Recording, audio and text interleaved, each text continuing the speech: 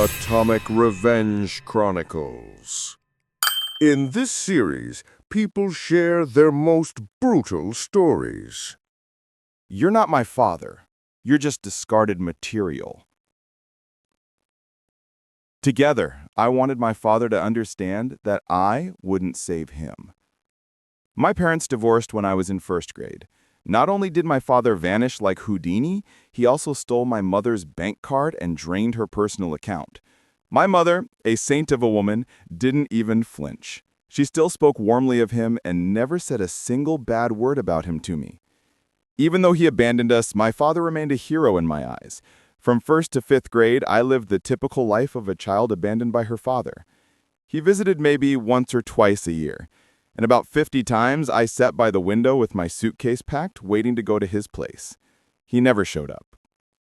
Through all of this, my mother kept defending him. She never said anything bad about him, so he stayed my hero. When I was in 6th grade, my mother finally remarried. My father, who only had a photo of me at 8 months old in his wallet, went into a rage. I should mention, he never paid child support. To avoid punishment, he used his own father's social security number. They had the same name. After my mom remarried, he made it clear that my stepfather was now responsible for me. He stopped talking to me until I graduated high school. He didn't come to my graduation. He didn't send a card, but he did write me a letter thanking God he no longer had to pay child support. He hadn't paid it anyway. What truly broke me were his cruel attacks on my mother. He insulted her weight, her appearance, her teeth. He blamed her for every negative trait he thought I had. For the first time, I saw what a pathetic piece of shit he really was. He told me to my face that I wasn't his daughter, just discarded material. I swore I'd make him suffer. 10 years later, my father, who hadn't cared about my wedding or my newborn son, reached out for help. He's diabetic. One of his organs was failing. He didn't have long. He was far down the transplant list and needed a family member to donate. Nuclear revenge? Activated. I replied to all his letters, met with him, pretended I didn't hate him. I got tested. I was a match. Went through therapy, met with doctors and his therapist. We scheduled the surgery. On the day of the operation, we met at the hospital. I smiled at him and told him I wouldn't go through with it. His face froze. "I just wanted you to know something," I said. "You're not my father. You're just discarded material." Then I walked out of the hospital and went home. My mother was furious at how far I'd gone. My father is about to die. And out of spite, I'll attend his funeral, just to tell everyone what a piece of shit he was. She stole everything.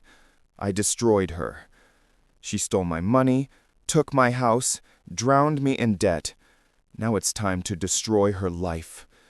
My ex stole nearly 90,000 euros that I'd saved over 9 years. When I sued her, I lost. No evidence. I felt destroyed, like I'd lost everything.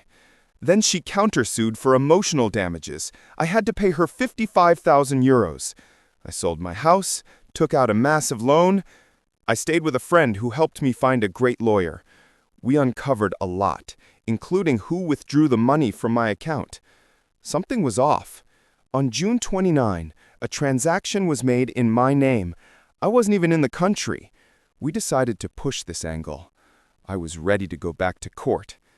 Then I found out my ex had bought my house. Thing is, I had a safe she didn't know about, hidden behind a cabinet in the bathroom. She ruined my life. Why not ruin hers even more? I asked my friend, now my accomplice, to help me buy illegal substances worth 400 euros. He hid them in the safe. The safe had a 4-digit code, 0000. I never got around to changing it. Before going back to court, I asked this same friend to anonymously tip off the police. About a week later, they got a warrant. They searched the house for 2 hours, found nothing, until my friend forgot to close the safe lid. Drugs worth 400 euros equals 5,000 euro fine and up to 1 year in prison. But that's not all. We went back to court. My lawyer got the bank footage from the day of the transaction, also proof I wasn't in the country. We traced the account the money went to It was in her name. Boom. Tables turned. My lawyer demanded compensation for emotional damages, the stolen money, the house, and double the amount of my bank debt, around 140,000 euros. You should have seen her face when it all hit her. It was worth it. And on top of the 12 years for drug possession, she got another 25 for theft and perjury. Enjoy, bitch. Young and naive, I believed he wanted to take responsibility and truly start our life together. By early 2020, we were engaged. I was studying full-time at university, taking care of my sick mother alone, managing the house and our pets. He worked a regular minimum wage job, 40 hours a week, and refused to help me with anything. At Christmas 2020, I found out he had cheated on me, something he forgot to mention. He had planned to leave me but told everyone except me because he couldn't find a new place to live. Apparently, the woman he was sleeping with didn't love him enough to let him move in. By then, my love for him had already faded, and I expected him to move out within weeks. 3 months passed. He hadn't even started looking. He became more and more arrogant. At that point, he was just a freeloader living in my living room. I planned to file an eviction notice to kick him off my couch. One day, he started scrolling through Tinder with the volume turned up. I told him not to do that in front of me. It was disrespectful. I said he could do it in private. He didn't listen. So I told him I'd sleep with one of his friends. It was said in anger, more like an empty threat. But I'm the kind of person who follows through. I messaged a guy who was supposedly my ex's best friend. He was supposed to be the best man at our wedding. Turns out he didn't even consider my ex a close friend, and my ex had treated him horribly before. Because of our shared trauma, we bonded. We clicked. We started dating. I told him honestly what triggered me to reach out. And now, after 2 years together, we're married. He witnessed me earn my bachelor's degree in a field my ex hated. I'm halfway through my master's. My husband has a stable, well-paying job and supports our family. As far as I know, my ex was kicked out of his father's house. He never managed to build a real relationship with the woman he cheated with. My grandfather took him with him. I sacrificed what time I had left to get revenge. As a child and teenager, I had serious mental health issues. My mother was a drug addict. My father preferred to ignore my existence. I was the result of a one-night stand. He cheated on his wife with my mother. Needless to say, his wife hated me. Their kids treated me horribly. The only good people in my life were my paternal grandparents. I loved them. Spent a lot of time at my grandfather's business. At 14, everything went downhill. I won't go into details, but my mother nearly died. And I met a guy, let's call him the GOAT. He actually looked like one. He was 25 and abused me in every way. I thought I loved him. His behavior. My grandfather took him with him. I sacrificed what time I had left to get revenge. As a child and teenager, I had serious mental health issues. My mother was a drug addict. My father preferred to ignore my existence. I was the result of a one-night stand. He cheated on his wife with my mother. Needless to say, his wife hated me. Their kids treated me horribly. The only good people in my life were my paternal grandparents. I loved them. Spent a lot of time at my grandfather's business. At 14, everything went downhill. I won't go into details, but my mother nearly died. And I met a guy, let's call him the GOAT.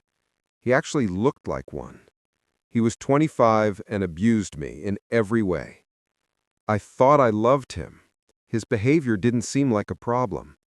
He pushed me away from my grandparents, isolated me for 2 years, until a friend helped me escape. For the next year, the GOAT stalked me, threatened me, terrified me. I was too scared to go to the police. I didn't want to bring attention to my grandfather's business. I stayed with friends. I had panic attacks and what I now know was PTSD. I couldn't stand being alone. Then my grandmother died, the only light in my life. I got worse. Started drinking, partying, trying to forget everything. On my 18th birthday, the goat came back. I was walking home from a party. He attacked me, beat me nearly to death. Someone found me, took me to the hospital. They asked me to call an adult. I tried my father, no answer. I knew my mother wouldn't help. So I called my grandfather. He came immediately. And for the first time in my life, I saw this man, who built his own empire, cry. He hadn't even cried at my grandmother's funeral. I spent 2 months in the hospital. The police questioned me. My grandfather was there every day. He met the friend who helped me escape. They bonded deeply. For a year, my grandfather helped me rebuild my life. Then one day, he gathered a large group of relatives and spoke to everyone. I was there too. That night, we went out for ice cream. He hugged me tightly and told me everything would be okay. The next day, my grandfather began his revenge. He owned a wealthy law firm. He had private investigators in a small office in his building. He tracked down the goat, and he shot him. 3 times in the stomach, once in the chest. The goat died in the hospital that same day. My grandfather was arrested and imprisoned for manslaughter. He confessed.